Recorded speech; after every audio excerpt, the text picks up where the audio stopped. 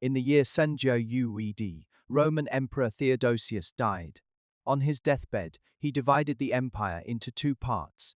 He appointed his eldest son Arcadius as emperor of the Eastern Roman Empire and his younger son Honorius as emperor of the Western Roman Empire.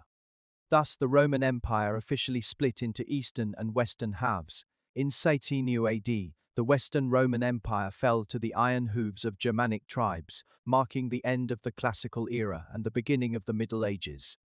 Meanwhile, on the other side, the Eastern Roman Empire continued to thrive for over 1,000 years until its capital Constantinople was conquered by the Ottoman Empire in 1070, signaling its ultimate demise. The fall of the Eastern Roman Empire is also seen as the end of the medieval period.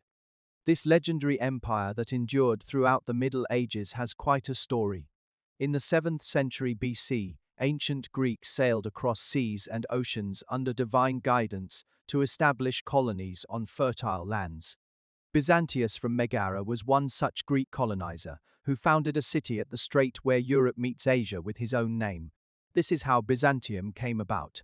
With its advantageous location, Byzantium quickly developed into a powerful and prosperous city-state and was later incorporated into the Roman Empire as it expanded.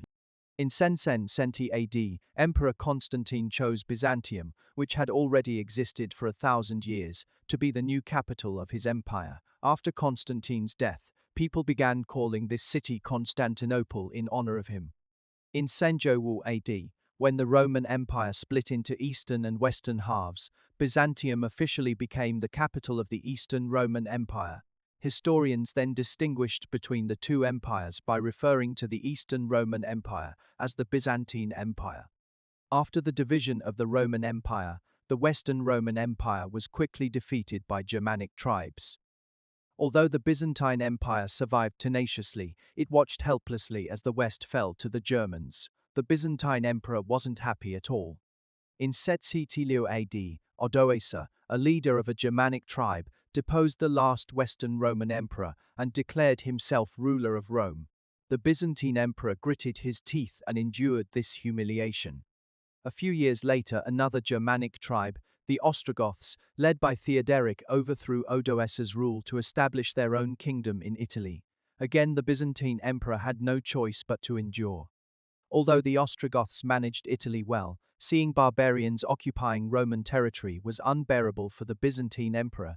After several generations of accumulation and a full treasury with strong military forces, Emperor Justinian I finally decided he couldn't take it anymore. He launched campaigns against his enemies. First, he defeated the Sassanid Empire in the east to stabilize the eastern frontier. Then he conquered the Vandals in North Africa, avenging Rome's past humiliation. In 1070 AD, the moment arrived for Justinian to reclaim Italy from the Ostrogoths. Belisarius, his general, swiftly captured Sicily and Naples before recapturing Rome the following year. In 1060 AD, he seized Ravenna, capital of the Ostrogothic kingdom. However, when Persian forces invaded in the east, Belisarius had to return there to defend Constantinople, allowing the Ostrogoths a brief resurgence. But by 1000 AD, Byzantine forces decisively defeated the Ostrogoths and destroyed their kingdom after 20 years of war. Justinian almost restored the Roman Empire, but his achievements were short-lived. Unfortunately, shortly after Justinian's death, the Lombards invaded northern Italy in 1060 AD, while Visigoths took over the Iberian Peninsula. The Byzantine Empire failed to reclaim Western territories and found itself increasingly vulnerable due to its strategic location between various hostile powers like Germanic tribes, Slavs, Persians, nomadic steppe peoples, and rising Arabs. The Byzantines faced constant attacks from all sides, with enemies choosing among multiple routes for invasion. Let's take a look at their adversaries, starting with the Sassanid Empire in the east, which had long been superior to Byzantium militarily except during Justinian's reign when they suffered some defeats. In 1000 AD, taking advantage of internal strife following Emperor Maurice's overthrow, Persia invaded, causing a 10-year war between Byzantine and Sasanian empires. Initially under King Khosrow II, The Persians won significant victories capturing Levant, Egypt, Anatolia, but in Liu Yaolin AD, Emperor Heraclius ascended to power and stabilized internal conflicts, leading to a reversal of fortunes. The Byzantine Empire began to adopt a defensive strategy, not recapturing lost territories, but instead wearing down the opponent and accumulating strength. By Liu Rr, they had accumulated enough power to launch a major counterattack, advancing deep into Sassanid territory, almost reaching the Mesopotamian plain and nearly wiping out the Sassanids. The Sassanid nobles then Len Herzli killed Khosrow II and sought peace with Byzantium, finally ending the war. By this time the Sassanid Empire was in a critical state. In the second half of the 8th century, when the Arab Empire rose to power, it easily conquered the weakened Sassanids, essentially picking up an easy victory. Thus, the primary adversary for Byzantium became the Arab Empire.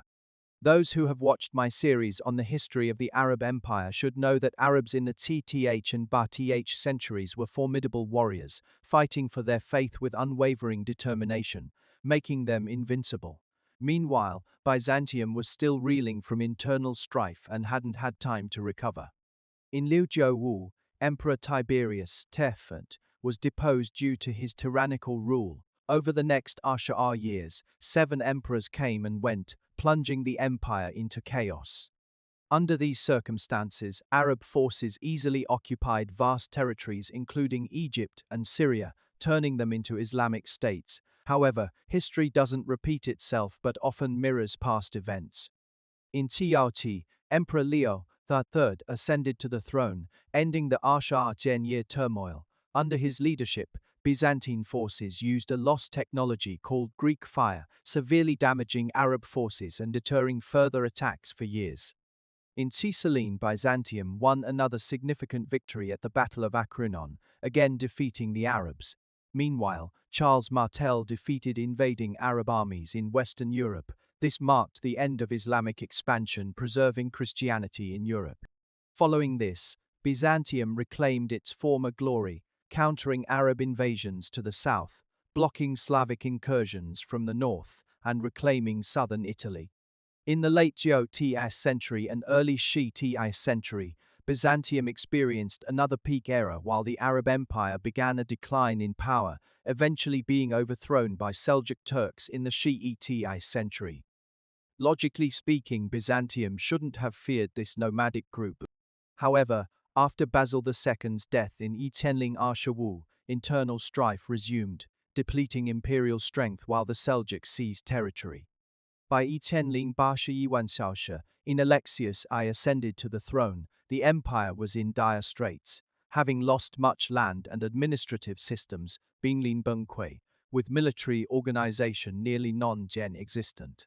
To save Byzantium from ruin, Emperor Alexios turned to Western Roman Catholic Church for help, as mentioned in my video, The True Face of the Vatican. After Rome's division into East and West, Christianity also split into Eastern Orthodox and Roman Catholic churches. Despite their differences, they shared a common faith. Thus, when one was in trouble, the other couldn't stand idly by. In Linjowawu, Emperor Alexios I appealed to the Western Church for aid against Muslims. Pope Urban II responded immediately, understanding that Byzantium's fall would threaten Europe. Under his call, a massive army was quickly assembled under the banner of defending Christendom from Muslim threats and marched towards Byzantium, marking the beginning of the Crusades from Linjoshaliu to Lambai. 9 crusades were launched by Western Europeans. However, these campaigns didn't significantly aid Byzantium, while Pope Urban II encouraged them to help Christian brothers against Muslims and promote church unification. Each crusade had different purposes and backers, often with hidden motives. For example, the Fourth Crusade in Lambai was orchestrated by Venetian merchants who hated Byzantine competition more than they disliked Muslims, leading to the sack of Constantinople instead of fighting Muslims. Thus, Byzantium faced internal power struggles, external threats, and betrayal from Christian allies, truly a desperate situation. Despite this, the Crusades accelerated the decline of Seljuk power. In times of internal strife and external threats, the Seljuk Empire ultimately survived for less than 2 centuries before its demise. First conquered by the kingdom of Khwarezmians, then crushed under the hooves of the great Mongol Khanate in the 10th century, the iron hooves of the Mongols almost trampled across the entire Eurasian continent. But strangely enough, during their 3 western campaigns, the Mongol armies all skirted around the Byzantine Empire and instead chose to target more distant destinations, like Egypt, Poland, Hungary, etc. Thus, just as it had previously outlasted one powerful enemy after another, the Byzantine Empire managed to outlive the Mongols. Although it had narrowly escaped the Mongol hordes, Byzantium was by now barely hanging on. Political fragmentation and the collapse of central authority had long since left the dying empire in tatters. By around CC, Byzantine territory had shrunk to only parts of the Peloponnese Peninsula and the capital city of Constantinople. On the other side, the Ottoman Turks, who had risen in the 8th century, had already developed into a powerful Ottoman Empire by swallowing up Byzantine lands. And so the tottering Byzantine Empire, the last Roman Empire that had stood firm for more than 1,000 years after the fall of the Western Roman Empire, finally met its end. In 1097, the Ottoman Turks besieged Constantinople, the Byzantine capital. The Archieoud Ottoman Sultan Mehmed II was determined to take this eternal city and issued an ultimatum to the beleaguered Byzantine Emperor Constantine Palaiologos. Mehmed II declared that if Constantine would surrender the city, he would be allowed to leave with his property and people and continue to rule Byzantine territory in the Peloponnese. It was as generous a term as could be offered, yet Constantine flatly refused. He said, "God forbid that I should live as an emperor without an empire. When my city falls, I will fall with it. Whoever wishes to escape, let him save himself, but whoever is ready to face death, let him follow me." And so, under the fierce assault of the Ottomans, the people of Constantinople united as never before, determined to defend with their lives the last dignity of Rome. They prayed in the Hagia Sophia, then turned and charged into the Turkish forces that had breached the walls. Soon bodies piled up like hills, blood flowed like rivers through the streets, and one by one the brave defenders fell. In the sea of corpses and blood, the emperor cast off his purple robe, threw away his scepter, drew his sword, and with a great roar charged into the enemy ranks, disappearing into a blur of blades and flashing steel. A renowned contemporary Greek composer wrote a famous song in memory of Constantine titled "You Will Come Like Lightning," with a line that goes, "Beneath the walls of St. Romanus, you departed for another place, and an angel will bring you back here when the time is ripe." For legend has it that at the fall of Constantinople, an angel descended to save the emperor, turning him into a marble statue, hidden beneath the Golden Gate. When Christians recapture the city again, he will return like lightning and once more become emperor of the Romans. Although this is but a beautiful legend, and although nearly years have passed and Constantinople remains Turkey's Istanbul, no one can deny that when faced with inevitable doom, Constantine upheld the dignity of Rome and marked a tragic, magnificent end to the empire. Like all empires before it, the Byzantine Empire eventually fell, and there was no longer any Rome in the world.